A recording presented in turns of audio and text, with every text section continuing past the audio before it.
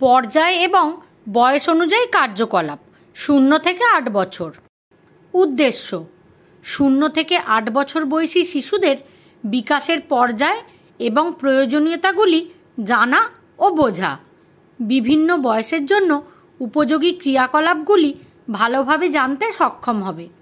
শিশুদের সাথে কার্যকলাপ কার্যকরভাবে বাস্তবায়ন করার দক্ষতা এবং কৌশল শিখতে পারবে। নমস্কার। গত সপ্তাহে আমরা জেনেছি যে শেখা একটি স্বতন্ত্র প্রক্রিয়া। যদিও একদল শিশুকে একই অভিজ্ঞতা দেওয়া হয়, তবুও প্রতিটি শিশু ভিন্নভাবে শেখে। শেখার জন্য শিশুদের সক্রিয় অংশগ্রহণও প্রয়োজন। তাই শিশু মনোবিজ্ঞানের সাহায্যে আমরা শিশুদের মানসিক, সামাজিক এবং মানসিক অবস্থা সম্পর্কে আরও ভালোভাবে বোঝার এবং শেখার প্রয়োজনীয়তা সম্পর্কে জেনেছি। এর পাশাপাশি এখন পর্যন্ত আমরা শারীরিক, ভাষা, সামাজিক, মানসিক, বৌদ্ধিক, সৃজনশীল ও নান্দনিক বোধের বিকাশ সম্পর্কে বিস্তারিত জেনেছি এবং প্রতিটি বিকাশের কার্যকলাপ সম্পর্কেও জেনেছি। আজ আমরা এইসব বিকাশের কার্যকলাপগুলি আরও একবার পর্যায় অথবা বয়স অনুসারে জানব। শিশুদের বিকাশের জন্য 0 থেকে 8 বছর বয়স অত্যন্ত গুরুত্বপূর্ণ এবং এই সময় তাদের উপযুক্ত কার্যকলাপের সাথে পরিচিত করা খুবই গুরুত্বপূর্ণ। চলুন এখানে আমরা বিভিন্ন বয়স অনুযায়ী কিছু কার্যকলাপ বুঝে নিই। 0 থেকে 3 বছর শারীরিক বিকাশ। 0 থেকে 3 বছর বয়সী শিশুদের জন্য হামাগুড়ি দেওয়া, হাঁটা, ওঠা, ঘোরা, লাফানো, দৌড়ানো, বল ছোড়া এবং ধরা, এর মধ্যে খেলনা এবং বস্তুর সাথে খেলা এবং গানের সাথে নাচ ইত্যাদি রয়েছে। বৌদ্ধিক বিকাশ। এর মধ্যে রয়েছে উজ্জ্বল রঙের প্রতি আকৃষ্ট হওয়া, জিনিস ভেঙে দেখা, ব্লক তৈরি করা, ধাঁধা সমাধান করা, আকৃতি এবং রং চিনতে পারা এবং ছবিতে রং করা, কম বেশি শনাক্ত করা, লুকানো বস্তু খোঁজা, ছবির বই দেখা এবং গল্প শোনা, এর মধ্যে সাধারণ বস্তু গোনা ইত্যাদি কার্যকলাপও রয়েছে। ভাষার বিকাশ। এই বিকাশের মধ্যে রয়েছে বকবক করা, আ, উ, ও এর মতো শব্দ করা বা বলা এবং শব্দ উচ্চারণ করা, কথোপকথন করা, সহজ প্রশ্নের উত্তর দেওয়া, এর মধ্যে গান গাওয়া এবং কবিতা ও গল্প বলা ইত্যাদি রয়েছে। সামাজিক ও মানসিক বিকাশ। এতে শিশুরা বাড়ির সদস্যদের শুভেচ্ছা জানায়, যেমন টাটা করা, নমস্কার করা ইত্যাদি। পরিচিত মুখ দেখে খুশি হয় এবং অন্য শিশুদের সাথে খেলা করে। আবেগগুলি চেনা এবং প্রকাশ করতে পারা, যেমন কান্না, হাসি, নিজের সময় এলে বলা এবং কিছু ব্যাখ্যা করা ইত্যাদি জড়িত। সৃজনশীলতা এবং নান্দনিকতা। এর মধ্যে রয়েছে গান, নাচ এবং তালের সাথে বাদ্যযন্ত্র বাজানো, আঙুল পেন্টিং, রঙের সাথে খেলা এবং বিভিন্ন গঠনের সাথে প্রয়োগ করা। বড়রা শিশুদের গল্প বলা এবং তাদের ছবির বই দেখানো, তাদের পার্কে নিয়ে যাওয়া, ফুল ও পাতা ছুঁতে দেওয়া এবং পশু ও পাখি দেখতে দেওয়ার মতো কার্যকলাপও হওয়া উচিত। 3 থেকে 6 বছর শারীরিক বিকাশ।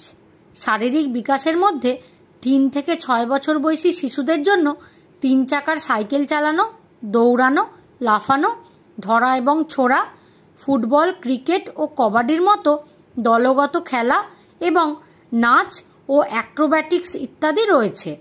বৌদ্ধিক বিকাশ। এর মধ্যে রয়েছে গণনা, বর্ণমালা শেখা এবং আকৃতি চেনা, পড়া, লেখা ও মৌলিক গণিত শেখা, বৈজ্ঞানিক ধারণা শেখা, সমস্যা সমাধান করা ও সিদ্ধান্ত নেওয়া এবং নতুন শব্দ ও ধারণা শেখা ইত্যাদি। ভাষার বিকাশ।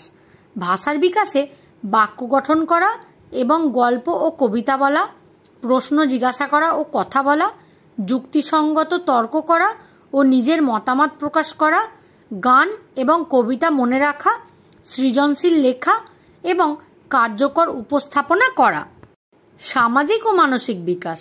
সামাজিক ও মানসিক বিকাশের জন্য বন্ধু তৈরি করা এবং দলে খেলা, নেতৃত্বের দক্ষতা বিকাশ করা, নিয়ম মেনে চলা এবং সহযোগিতা করা, আবেগ নিয়ন্ত্রণ করা এবং সমস্যার সমাধান করা, সামাজিক নিয়ম অনুসরণ করা এবং বৈচিত্র্যকে সম্মান করা ইত্যাদি।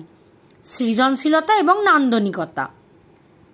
ব্লক, লেগো ব্রিক্স বা অন্যান্য নির্মাণ সামগ্রী ব্যবহার করা, বিভিন্ন পোশাক পরে নাটক করা, পেন্টিং, আঁকা, মাটি দিয়ে কিছু তৈরি করা এবং অন্যান্য শিল্প কার্যকলাপে যুক্ত হওয়া, সহজ বাদ্যযন্ত্র বাজাতে শেখা, নিজের গল্প তৈরি করা এবং লেখা ইত্যাদি কার্যকলাপ রয়েছে।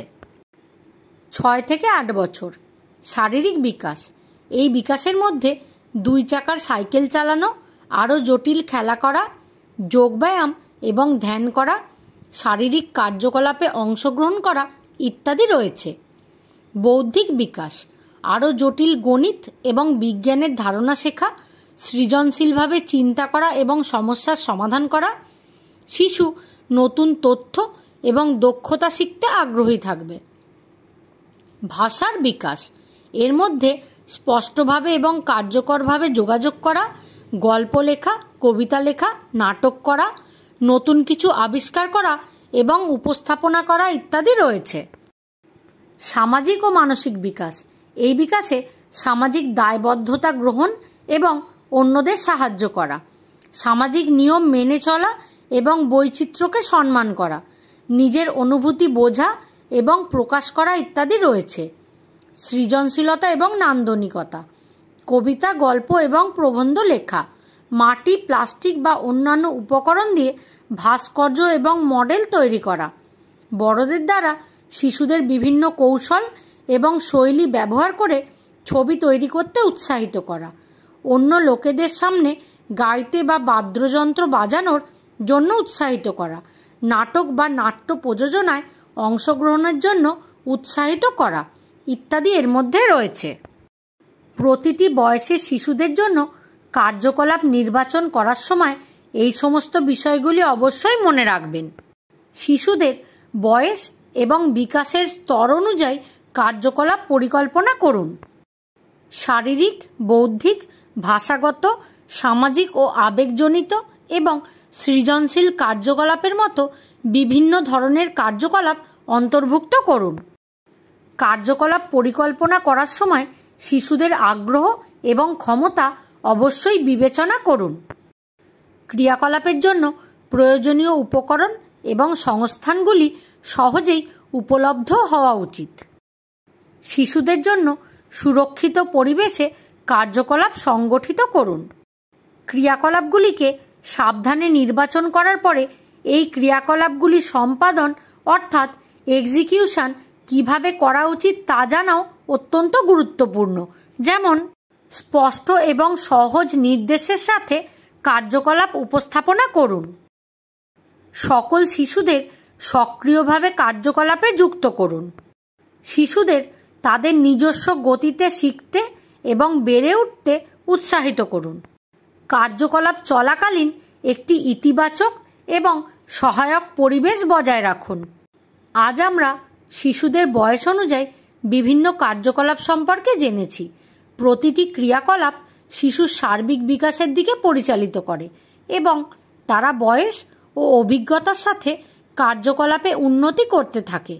শিশুর প্রতিটি কার্যকলাপের প্রতি শিক্ষক, পিতামাতা এবং পরিবারের অন্যান্য সদস্যদের মনোযোগ দেওয়া খুবই গুরুত্বপূর্ণ। একই সাথে তাদের উৎসাহিত করাও প্রয়োজন। আজকের অ্যাসাইনমেন্ট হলো নিচে দেওয়া বিষয়গুলির ওপর নিজের জন্য একটি সৃজনশীল এবং নান্দনিক স্ক্র্যাপবুক তৈরি করুন, যা আপনার ফিল্ড ওয়ার্কে কার্যকর হবে। আপনার স্ক্র্যাপবুকের একটি ভিডিও তৈরি করুন এবং আমাদের সাথে শেয়ার করুন। ধন্যবাদ।